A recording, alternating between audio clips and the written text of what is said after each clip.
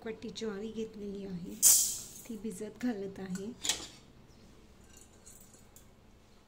तसंच 1 पाऊण वाटी तांदूळ घेतले, ते घालत आहे। उडदाची डाळ घेतली पाऊण वाटी, असे हे सगळं घालून घेत आहे। आता हे भिजवून घ्यायचं आहे आपल्याला। 1 चमचाभर मेथी दाणे घेतले आहेत, ते भिजवायचे ह्याच्यात। आता ह्याच्यात आपण पाणी घालून घेऊ। स्वच्छ धुवून घ्यायचे।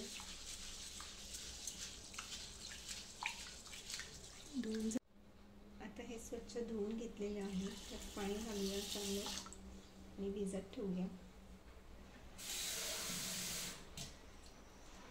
ज्वारी ही 7 ते 8 तास भिजत ठेवावी लागते, त्याच्यामुळे आता हे झाकण लावून ठेवून देऊया।